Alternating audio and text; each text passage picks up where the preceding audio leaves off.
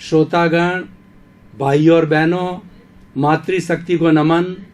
Channel 24+ news के खास, विशेष, मनमोहक, जीवन को दिशा देने वाला, जीवन की धारा बदलने वाला और हमें एक अच्छे रास्ते पर ले जाने वाला, भावी पीढ़ी को अच्छे संस्कार देने वाला खास कार्यक्रम पुनरुत्थान में आपका हार्दिक स्वागत है, अभिनंदन है, सत्कार है। पुनरुत्थान का अर्थ होता है पुनर्जागरण, अवनति से उन्नति की ओर जाना। हम प्रतिदिन इस कार्यक्रम में नए नए विषयों को लेकर प्रवेश लेते हैं। उसी क्रम में आज हम एक विशेष सांस्कृतिक मूल्यों से भरा हुआ विषय आपके सामने प्रस्तुत कर रहे हैं। आज का विषय है प्राच्य एवं पाश्चात्य संस्कृति। वैसे तो इस दुनिया में बहुत सी संस्कृतियां हैं, हर देश की अपनी अपनी संस्कृति है, हर जाति की अपनी अपनी संस्कृति है, हर हमारा जो पूरा महाद्वीप है उसकी अपनी एक संस्कृति है।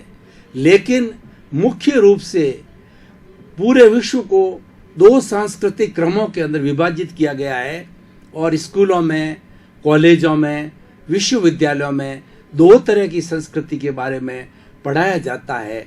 वो संस्कृतियां हैं पाश्चात्य संस्कृति और प्राच्य संस्कृति, ईस्टर्न कल्चर एवं वेस्टर्न कल्चर, पूर्व की संस्कृति और पश्चिम की संस्कृति। हमारा भारत पूर्व की संस्कृति में आता है, प्राच्य संस्कृति में आता है और प्राच्य संस्कृति के मूल्य बहुत डीप है और बहुत ही गहन है। इसी कारण पूरे विश्व को भारत ने मानवता का पाठ पढ़ाया, इसीलिए भारत को धर्म गुरु देश कहा जाता है। अब हम दोनों संस्कृतियों के बारे में जानकारी करेंगे कि उनके क्या सिद्धांत है और वो उनकी क्या मान्यता है, किस तरीके से वो अपनी संस्कृति का निर्वाह करते हैं और फिर दोनों संस्कृतियों के अंतर संबंध की बात करेंगे। एक दूसरे को कैसे प्रभावित कर रही है उसके बारे में बात करेंगे और फिर हम निष्कर्ष निकालेंगे कि दोनों संस्कृतियों के मेल मिलाप से, ब्लेंडिंग से, अंतर संबंधता से क्या लाभ होंगे और क्या हानि होगी। सबसे पहले हम भारत की संस्कृति, प्राच्य संस्कृति को लेते हैं। ईस्टर्न हमारी सिविलाइजेशन है, ईस्टर्न कल्चर है, उसमें हमने प्रारंभ से ही आत्मा, पुनर्जन्म, ईश्वर, जगत, इन चीज़ों की व्याख्या प्रारंभ से ही की गई है। अगर मैं बहुत ज़्यादा दूर न जाऊं तो हमारे रिटन डॉक्यूमेंट्स जो वेद हैं, उन वेदों के लिए कहा जाता है कि ईश्वर कृत है। उन वेदों के अंदर हमारी प्राच्य संस्कृति के मूल तत्वों का, मूल घटकों का बहुत ही विस्तृत से वर्णन किया गया है और आत्मा, परमात्मा, लोक प्रलोक की बहुत बात की गई है। हमने प्रारंभ से यही कॉन्सेप्ट लिया है। हम मात्र भौतिक स्थिति तक नहीं रुके हैं, हम प्रारंभ से आध्यात्मिक जगत में गए हैं, आध्यात्मिक बातें हमने प्रारंभ से की है। इसीलिए हमारी संस्कृति बहुत गहन संस्कृति है और हमारी संस्कृति के जो मूल्य हैं, सांस्कृतिक मूल्य, आर्थिक मूल्य, धार्मिक मूल्य, आध्यात्मिक मूल्य, सभी तरह के मूल्य जो है बहुत स्ट्रांग है, बहुत ही समृद्ध है, बहुत ही आदर्शवादी है। अब मैं भारतीय संस्कृति के बारे में बताना चाहता हूँ कि हमारे मूल तत्व क्या है। भारतीय संस्कृति के या प्राच्य संस्कृति के मूल तत्व ये है कि सृष्टि का नियंता ईश्वर है। इस सृष्टि को बनाने वाला ईश्वर है और हमारे भारत में आज हम विश्वविद्यालयों के अंदर, कॉलेजों के अंदर 55 तरह के भारतीय दर्शनों को पढ़ाते हैं। बच्चे पढ़ते हैं, उसके ऊपर graduation, post graduation, doctorate, post doctorate की पूरी पढ़ाई की जाती है। यानी एक समृद्ध हमारे पास सिलेबस है, समृद्ध सामग्री हमारे पास में, हर चीज़ का विवेचन है, एक एक फिलॉसफी का है। और ये सारी फिलॉसफी जो है वो जो आत्मा में विश्वास करती है उनको जो है वो आत्मा में विश्वास करने के कारण उनको सकारात्मक संस्कृति कहा जाता है। और दूसरी ऐसी संस्कृति एक चार्वाक संस्कृति है जो कि आत्मा के अंदर और ईश्वर के अंदर विश्वास नहीं करती है, उनकी अपनी फिलॉसफी है। तो इसीलिए जो आत्मा में विश्वास करने वाली संस्कृति है उनकी हम बात करेंगे। हम वेदों को लें, उपनिषदों को, स्मृतियों को, ब्राह्मण को, पुराण को, त्रिपिटक है हमारे और हमारे आगम हैं और गीता, इसके साथ साथ के अंदर बहुत सी वेदांत है। वेदांत के अंदर द्वैत वेदांत, अद्वैत वेदांत और विशेषाद्वैत वेदांत, मीमांसा है, पूर्व मीमांसा और हमारी उत्तरोत्तर मीमांसा, योग संस्कृति, सांख्य संस्कृति, इस तरीके से बहुत से धर्म दर्शन जो है वो हमारे यहाँ पर जो है इसके अंदर भारतवर्ष के अंदर मौजूद है। सभी ने ईश्वर के अंदर विश्वास किया है, आत्मा में विश्वास किया है, कर्म में विश्वास किया है और पुनर्जन्म के अंदर विश्वास किया है। इसीलिए ये संस्कृतियाँ भारतवर्ष के अंदर मनुष्य को संतुलित रखती है। इस हमारी प्राच्य संस्कृति की सबसे बड़ी विशेषता क्या है कि ये व्यक्ति को इस तरीके से एक दायरे में रखती है कि व्यक्ति अवगुणों की तरफ नहीं जाता है, वह कहीं न कहीं इस संस्कृति के प्रभाव में रहता है और वो विचलित नहीं होता है। उसके साथ साथ के अंदर बुरी से बुरी घटना घटित हो जावे, कोई शोक हो जावे, कोई गम हो जावे या कैसी भी परिस्थिति आवे, उसमें वह अपने आप को संभाल लेता। जगत की बात करें तो हमारी ये प्राच्य संस्कृति बताती है कि इस जगत, चराचर जगत के अंदर 84 लाख जीवा योनियाँ हैं और उसमें जीवा योनियाँ मतलब जीव जहाँ उत्पन्न होते हैं और उन जीवों के उत्पत्ति स्थानों में असंख्य जीव है और असंख्य जीव अपना जीवन यापन करते हैं और वो सारा जीवन यापन इस सृष्टि में करते हैं। जितने भी प्राणी हैं अपना सारा भरण पोषण इस सृष्टि से करते हैं, लेकिन हर एक की आत्मा अलग है। उसको जीव भी कहा जाता है, आत्मा भी कहा जाता है और आत्मा कर्मों से आवृत है, कर्मों से बंधी हुई है। हर जन्म के अंदर जैसे वो भले बुरे कर्म करती है, पुण्य पाप का संचय करती है, उसी के अनुसार उसको फल मिलता है और उस फल के अनुसार ही उसके अधीन ही उसका जीवन बनता है, अच्छा या बुरा बनता है। किसी व्यक्ति को सुख मिलना होता है वो पुण्य के द्वारा मिलता है, दुख मिलता है पाप के द्वारा मिलता है। यानी ये पुनर्जन्म की व्यवस्था होने के कारण ये हम जन्म जन्मांतर का जो है आपस के अंदर सिलसिला या साइकिल जो है ये चलती रहती है। हमारी ये प्राच्य संस्कृति मात्र वर्तमान जीवन को ही नहीं मानती है, वह कहती है कि जीव का या आत्मा का पहले भी कोई भव था और आज भी उसका जीवन है और आने वाले समय में भी जीवन रहेगा। और हमारी इस संस्कृति के अंदर चतुर्थ पुरुषार्थ की अवधारणा दी गई है। चतुर्थ पुरुषार्थ क्या होता है? अर्थ, काम, धर्म और मोक्ष। हर व्यक्ति या हर प्राणी है अर्थ और काम से प्रभावित होता है और उसका जीवन उससे संचालित होता है। लेकिन विशेष प्राणी होते हैं, खास करके इस सृष्टि का विशिष्ट प्राणी जो होता है, सर्वश्रेष्ठ प्राणी मनुष्य है।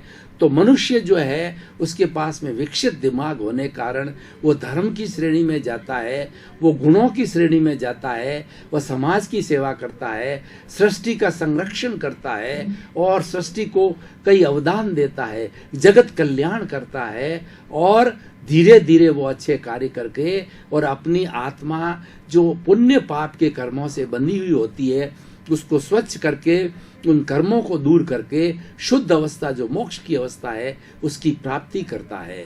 इस तरीके से हमारी संस्कृति के अंदर बहुत ही संतुलन है और गुणों को विशेष स्थान दिया गया है, चरित्र को बहुत अच्छा स्थान दिया गया है और यहाँ पर दो तरह के जीवन माने जाते हैं। एक गृहस्थ जीवन होता है, एक संन्यास का जीवन होता है। गृहस्थ जीवन के अंदर व्यक्ति शादी करता है, अपने परिवार बनाता है, परिवार का भरण पोषण करता है, परिवार के अंदर रहता है और कई परिवार मिलकर के एक समाज बनते हैं और कई समाज मिल बन करके एक प्रांत बनता है, कई प्रांत बन करके एक देश बनता है और कई देश बन करके ये सारा विश्व बनता है, ये सारी सृष्टि बनती है। और वो अपनी अपनी सांस्कृतिक मूल्यों के आधार पर, अपनी अपनी संस्कृति के सिद्धांत के आधार पर, संस्कृति की मान्यताओं के आधार पर अपना जीवन यापन करते हैं। भारतीय संस्कृति के अंदर इतनी हमारे धर्म दर्शन होने के बाद भी एक विशेष बात यह है कि यूनिटी अमॉन्ग डाइवर्सिटी। भारतवर्ष के अंदर बहुत से मतांतर है, बहुत से विचार है, बहुत से धर्म दर्शन है, बहुत सी संस्कृतियां हैं, लेकिन उन सब के बाद भी इसके अंदर यूनिटी है। यानी भारत में ऐसे संस्कार प्रारंभ से दिए गए हैं कि सर्वधर्म समभाव की बात की जाती है, कि हर व्यक्ति भाई भाई है। हम वसुधैव कुटुंबकम की बात करते हैं कि ये पूरी सृष्टि जो है वसुदेव की है, ईश्वर की है। हम सभी 7 अरब की जनसंख्या वाले ईश्वर की संतान हैं, इसीलिए भाई भाई हैं। भाई भाई होने के कारण हमारे बीच के अंदर भाईचारा होना चाहिए। हमारे बीच के अंदर किसी तरह की फूट, घृणा, ईर्ष्या की बात नहीं होनी चाहिए। हम एक दूसरे को मदद करें, एक दूसरे की रक्षा करें, एक दूसरे को सुख दें, एक दूसरे को सुख न, किसी को दुख न दें। हमारी संस्कृति की सबसे बड़ी विशेषता है कि प्राप्त मन वचन काया से जगत के किसी भी प्राणी को किंचित मात्र भी दुख न हो। हे ईश्वर, मुझे जगत कल्याण करने की शक्ति दो और मुझे जगत का मैं अच्छा से अच्छा सेवा कर सकूं, ऐसी शक्ति दो, जागृति दो। ईश्वर से मांग की जाती है। यहाँ पर ईश्वर प्राणिधान की बात है। ईश्वर के अंदर विश्वास किया जाता है और ईश्वर को सर्वसत्ता के रूप में माना जाता है। हम कर्म योग, भक्ति योग और ज्ञान योग और ध्यान योग के अंदर विश्वास करते हैं, जिसका कि विवेचन गीता के अंदर बहुत अच्छी तरह से किया गया है। दर्शकगण, श्रोतागण, हमने काफ़ी समय से विषय के ऊपर गहन मंथन किया। अपने आप को तरोताज़ा महसूस करने के लिए थोड़े समय के लिए हम ब्रेक ले रहे हैं। ब्रेक के बाद पुनः हाजिर होंगे।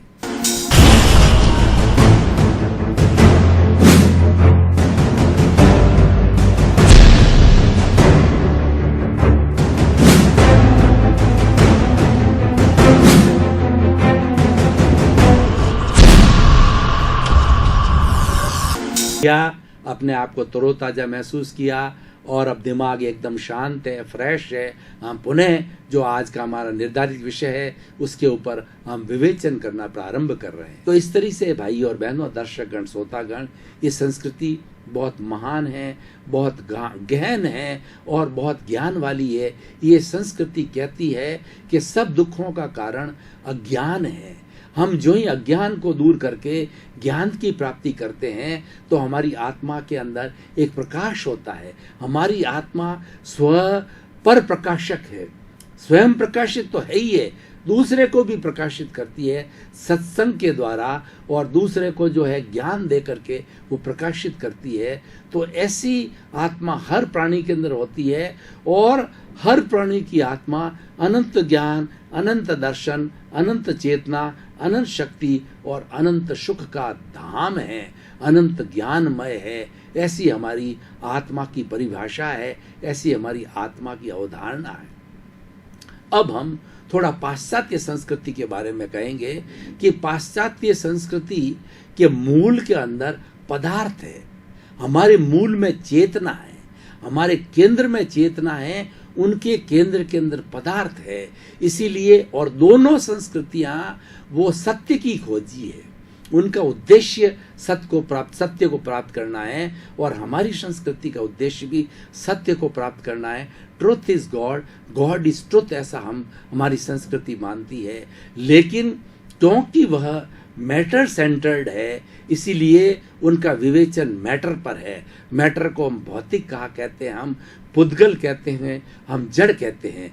तो जड़ के आविष्कार के लिए, जड़ के विवेचन के लिए उन्होंने जो कई तरह के आविष्कार किए और कई तरह के आविष्कार जो आज बिजली का आविष्कार है, आज पहिए का आविष्कार है, बड़े बड़े कल कारखानों का आविष्कार है और प्रकाश का आविष्कार है, ध्वनि का आविष्कार है, ये ज़्यादातर वहाँ से हुए, क्योंकि उन्होंने जो भौतिक लेबोरेटरी है उसको आधार माना और उसके अंदर कई प्रयोग करते रहे, शोध करते रहे। लेकिन हमारे ऋषि मुनियों ने अपने शरीर को जो है लेबोरेटरी माना और उस शरीर से सत्य की खोज की, ईश्वर क्या है, परमात्मा क्या है और आत्मा से परमात्मा कैसे बना जाता है। मूल हमारी और उनकी संस्कृति के अंदर अंतर यह है, वो संस्कृति बहुत गहरी नहीं जाती, वो इस शरीर तक सीमित है, वो बुद्धि तक सीमित है कि वो पदार्थ का संबंध बुद्धि से है और चेतना का संबंध है प्रज्ञा से है। पदार्थ कहता है कि जो कुछ हमारी बुद्धि निर्णय करती है, जो कुछ हम देखते हैं, जो कुछ लेबोरेटरी के अंदर हम सिद्ध करते हैं, उसी को हम सत्य मानते हैं। और जो प्रज्ञा के जगत के अंदर जाता है, प्राच्य संस्कृति कहती है कि इस भौतिक जगत के आगे भी एक पारलौकिक जगत है, वह प्रज्ञा का जगत है, वो अवचेतन मन का जगत है, वह तेजस शरीर का जगत है, उसके अंदर सत्य मिलता है, उसके अंदर कोई तरह के शब्द नहीं है। वो लोग पाश्चात्य संस्कृति शब्दों पर काम करते हैं, पुद्गलों पर काम करते हैं, लेकिन हम चेतना के जो भीतर जाते हैं, हम अवचेतन मन के दायरे में जाते हैं, तो हमारी ये भौतिक शब्द समाप्त हो जाते हैं और वहाँ पर सब वाइब्रेशन चालू हो जाती है। उस वाइब्रेशन के अंदर हमको सत्य की खोज होती है, अच्छा क्या है, बुरा क्या है, एक सत्य का पुंज मिलता है और वो सबको एक सा मिलता है।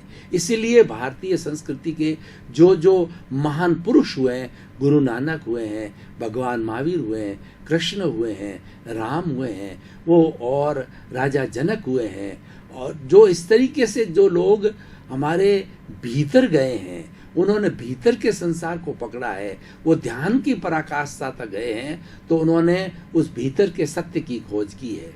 अब आप देखिए कि दो पक्ष बन गए हमारे पास, एक तो बन गया भौतिक पक्ष और एक आध्यात्मिक पक्ष। अब प्रश्न यह है कि दोनों का हम अंतर संबंध करते हैं। हमारा लौकिक जगत, उसमें हम रह रहे हैं, उसके अंदर भौतिक व्यक्ति को रहना आवश्यक है, क्योंकि हमारा रोटी, कपड़ा, मकान, शिक्षा, चिकित्सा, ये सारी भरण पोषण भौतिक जगत से होता है। और भौतिक जगत के अंदर हम काफ़ी समय तक रहते हैं, इसलिए उस जगत को हम नकार नहीं सकते। पाश्चात्य संस्कृति को हम नकारते नहीं है। पाश्चात्य संस्कृति ने हमारी प्राच्य संस्कृति के प्रभाव में आकर के उसका अध्ययन करके जो बड़े बड़े जो कांट है और जर्मनी के जो है टॉलस्टॉय है, रस्किन है, और उसके बाद के अंदर बड़े बड़े जित प्लेटो और एरिस्टोटल, ऐसे बड़े बड़े विद्वान हुए हैं। उन्होंने भारतीय संस्कृति का गहन अध्ययन किया और अध्ययन करके उन्होंने भी आत्मा को माना, मन को समझा, भीतरी जगत को प्राथमिकता दी। और लेकिन जो आत्मा की गहनता, पुनर्जन्म की गहनता, जगत की गहनता हमारे यहाँ मिलती है संस्कृति के अंदर, उतनी वहाँ नहीं मिलती है। खैर, जो भी हो, ये अपने दोनों के दायरे हैं। अब ये इस विश्व के अंदर दोनों संस्कृतियां आपस में हिल मिल कर रह रही है और उनको रहना चाहिए, क्योंकि इस जगत के अंदर 7 अरब की जनसंख्या में सबको जीने का अधिकार है।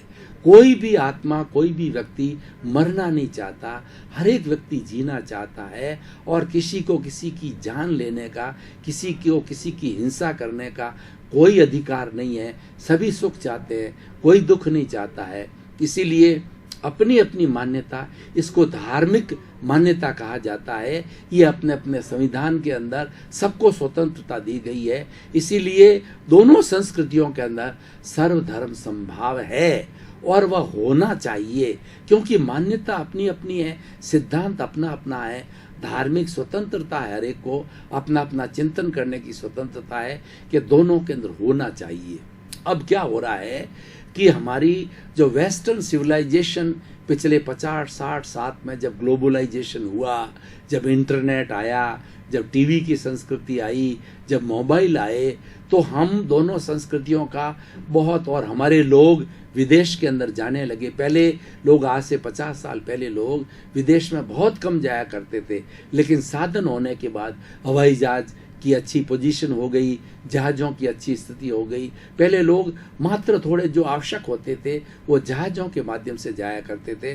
कोलंबस वगैरह कई लोगों ने जो विश्व की खोज की है वो जहाज़ों के माध्यम में की, लेकिन बाद में हवाई जहाज़ का आविष्कार हुआ, हवाई जहाज़ आए, तो अब सारा विश्व एक ग्लोबलाइजेशन के कारण एक परिवार के रूप में, गांव के रूप में हो गया। हर जगह की हर संस्कृति का मालूम हर व्यक्ति को पड़ता है, टीवी के, मोबाइल के माध्यम से, इंटरनेट के माध्यम से। इसलिए दोनों संस्कृतियाँ मोटे मोटे तौर पे मिक्सअप हो गई है। लेकिन अब हुआ क्या है कि हमारी जो नई जनरेशन है उन्होंने वेस्टर्न सिविलाइजेशन को बहुत ज़्यादा अपना लिया। वेस्टर्न सिविलाइजेशन बुरी नहीं है, उसकी हम निंदा नहीं करते हैं, उसको हम क्रिटिसाइज नहीं करते हैं, लेकिन वो अपने रूप में है, वो अपने सिद्धांतों में है। हमारे सिद्धांत अलग है। जैसे मैं नाच की बात कहूँ तो रॉक एंड रोल डांस वगैरह, और जो है शरीर पर कम वस्त्र होकर के नाचना, बाहर में जाना, शराब पीना, मदिरा पीना और मीट खाना, एक दूसरे के साथ एंटरटेनमेंट करना, और डाइवोर्स एक मामूली सी बात होती है। लेकिन ये चीज़ें हमारी संस्कृति में परमिटेड नहीं है। हमारी संस्कृति में पारिवारिक व्यवस्था के अंदर जब 7 फेरे दिलाए जाते हैं तो ये कहा जाता है ये 7 जन्मों का साथ है, यानी एक पत्नी के साथ में पूरा जीवन हमें यापन करना है, और एक पत्नी को छोड़ करके इस विश्व की समस्त स्त्रियां हैं, छोटी है, बेटियां हैं, बहनें हैं, बड़ी माएँ हैं, दादी हैं, नानी हैं, ये हमारी संस्कृति है। लेकिन वहाँ पे इसका कोई स्पष्ट रूप नहीं मिलता है। हमारे यहाँ परिवार सिस्टम है, वहाँ पे परिवार सिस्टम की इतनी सुंदर व्याख्या नहीं है। वहाँ होता है, पति पत्नी होता है और बच्चे भी होते हैं, लेकिन बच्चे को वो कभी भी जो है बच्चा गृह के अंदर छोड़ देते हैं, और खुद जो है कोर्ट के आधार पे खुद डाइवोर्स करके कोई बच्चा किसके साथ रहे, कोई न रहे, कोई ऑर्फन्स हाउस में रहे, मतलब वहाँ पूरी स्वतंत्रता है। ऐसी स्वतंत्रता हमारे यहाँ नहीं है।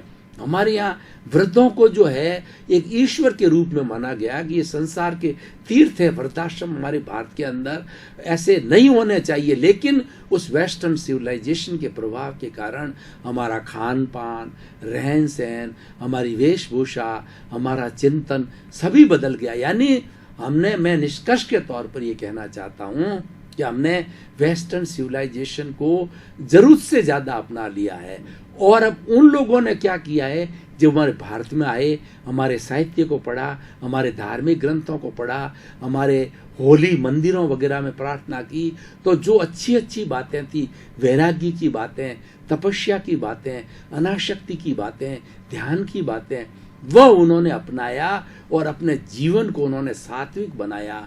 वो मांसाहार से शाकाहारी बहुत अच्छी संख्या में उन्होंने हमारे गुणों को लिया, लेकिन उसकी संस्कृति के हमें अवगुण तो नहीं कहूँगा, लेकिन हमको सूट नहीं करते हैं। जंक फूड हमको सूट नहीं करता है, और बाहर की शराब की, स्त्री की, मीट की, ये सब चीज़ें हमारे यहाँ अलाउड नहीं है। लेकिन हमने बहुत ज़्यादा अपनाने के कारण हमारी संस्कृति भ्रमित हो गई, हम संस्कृति को भूलते जा रहे हैं। तो अब निष्कर्ष के तौर पे समय की अल्पता को देख करके मैं ये कहना चाहता हूँ कि दोनों संस्कृतियाँ अपने अपने आप में अच्छी है, उनको स्वतंत्रता है, लेकिन एक दूसरे से कितने प्रभावित हो। हमें देखिए कि दुनिया के अंदर कांटे और फूल दोनों हैं, गुण और अवगुण दोनों हैं। व्यक्ति को गुणों की ओर जाना चाहिए, और इस सृष्टि में से ज़्यादा गुण हो, वो गुण अपने जीवन में धारण करने चाहिए, और अपने जो अवगुण हैं वो अवगुण निकालने की कोशिश करनी चाहिए। धीरे धीरे हमारा जीवन ऐसा होना चाहिए कि उसके अंदर एक भी अवगुण नहीं हो, और हमारे विचार के अंदर कोई नेगेटिव थॉट सुबह से शाम तक आए नहीं। जब गुणों की ओर हम जाएंगे, पॉजिटिविटी की ओर जाएंगे, तब हमारा जीवन स्वतः ही जो अच्छा बनेगा, हम एक अच्छे नागरिक बनेंगे, एक अच्छा समाज बनेगा। हमारे यहाँ योग की पद्धति है, हमारे यहाँ दर्शन की पद्धति है, हमारे यहाँ ईश्वर भक्ति की पद्धति है। वो पद्धति हम हजारों साल से करते आ रहे हैं और वो टेस्टेड पद्धतियाँ हैं, अच्छी पद्धतियाँ हैं। हम बिल्कुल भूल गए हमारी प्रणाम की संस्कृति, हमारे बुजुर्गों को साथ रखने की संस्कृति, बड़ों से आशीर्वाद लेने की संस्कृति और परिवार में त्याग और सद्भावना और सहनशीलता के साथ रहने की पद्धति। लेकिन वो तामसिक भोजन के कारण और इस तरीके के ज़्यादा वेस्टर्न सिविलाइजेशन के प्रभाव के कारण हमारी सोच के अंदर बहुत बदलाव आ गया। यहाँ की फैमिलियाँ, संयुक्त फैमिलियाँ टूट करके हमारी वो विदेशी संस्कृति है उसके अनुरूप जो है न्यूक्लियर फैमिली होने लगी। हर व्यक्ति आज़ादी चाहता है, हर व्यक्ति स्वतंत्रता चाहता है। दर्शकगण, श्रोतागण, आपका बहुत बहुत धन्यवाद। आप प्रतिदिन टीवी चैनल 24+ के द्वारा निर्धारित अच्छे भारतीय संस्कृति के विषय, सत्संग, ज्ञान देने वाला, जीवन को अच्छा बनने वाला, गुणों को देने वाला, अच्छे टिप्स देने वाला पुनरुत्थान कार्यक्रम में प्रतिदिन आते हैं। आपके प्रति मंगल भावना, शुभकामना, जगत का कल्याण हो, जगत के कल्याण के अंदर सहभागी बने। सर्वे भवन्तु सुखिनः, सर्वे भवन्तु निरामया। सभी लोग आनंद से जिएं, सुख से जिएं, शांतिपूर्ण अस्तित्व से जिएं, प्रेम से जिएं। आपका जीवन मंगलमय हो, आनंदमय हो। आप सभी के प्रति शुभकामना, मंगल।